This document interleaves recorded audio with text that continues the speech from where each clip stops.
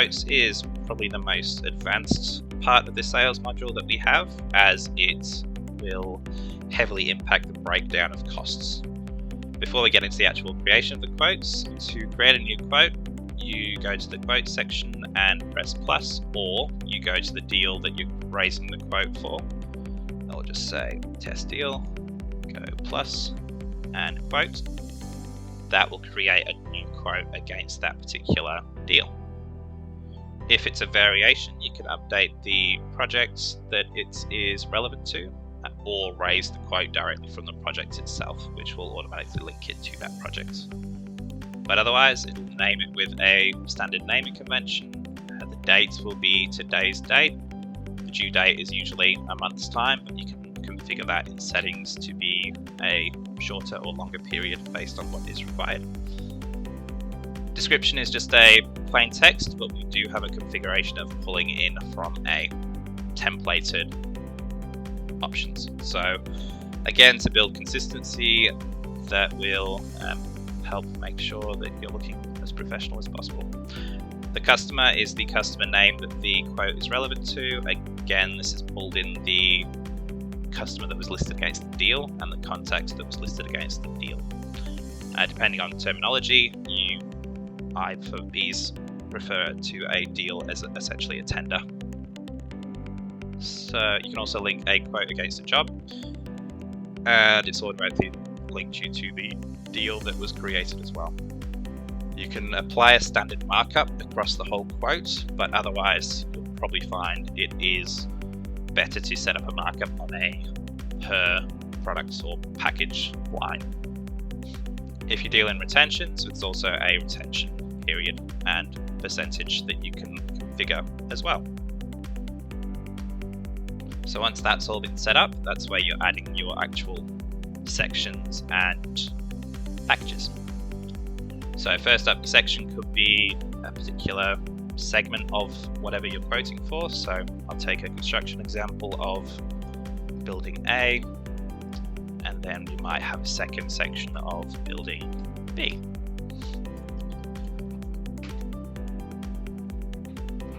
Each of those sections will then have the capability to add a cost center. You can have two different configurations, with or without cost centers, but cost centers will map to account codes against your accounting package, so that you can lump the costs from a project tracking perspective to those cost centers. So for this particular example, I will select drawings, and I will select hardware.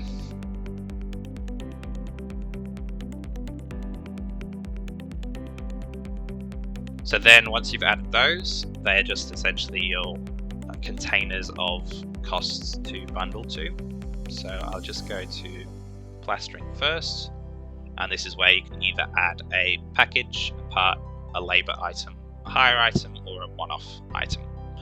So packages is what we were talking about before, where you can select a particular package of items.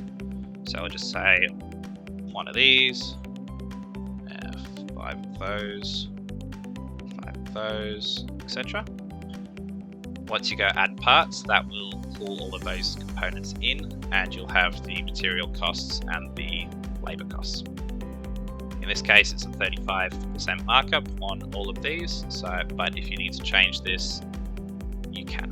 So 50, 50, 50, and 50.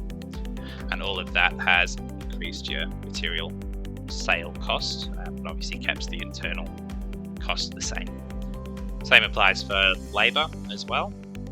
There's also a description for the package as well, and it will give you a breakdown on the top right of the breakdown of cost versus sale values and total labor compared to total material costs.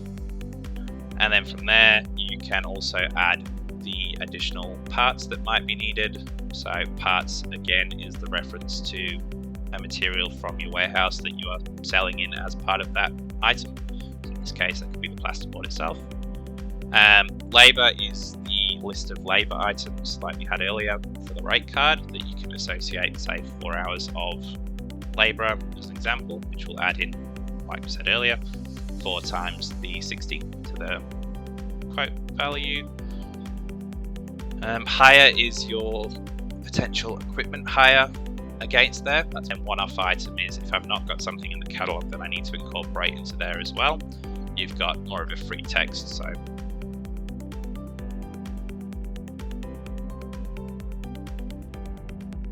that's added a 675 amount to the total of that particular component of the quote.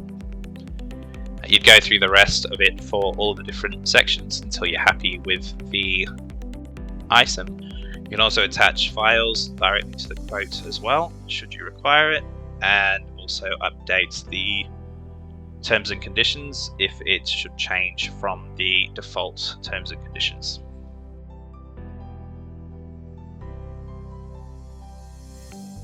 And then you would submit it. The approval is you might have an approval to your project manager or your directors of the quote before it gets sent out to the client themselves. So based on your approval limits, you will have a configuration to say that certain team members have to approve your quotes before they get sent out to the client. So once you've done that, you press the approve button and you'll get through to this page here.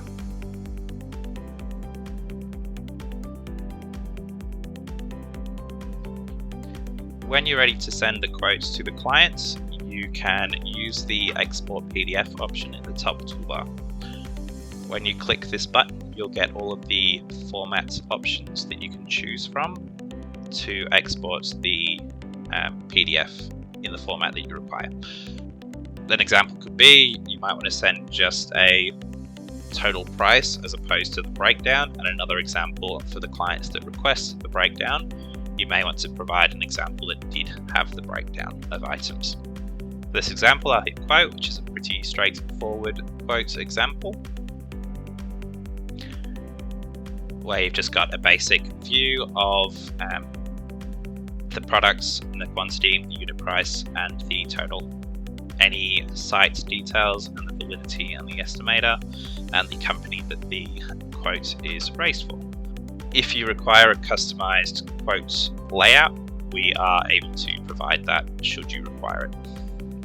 Once the quote has been sent to the client and they have confirmed it on their side, it would be confirmed, and then you'd have an option to create a project from that particular quote.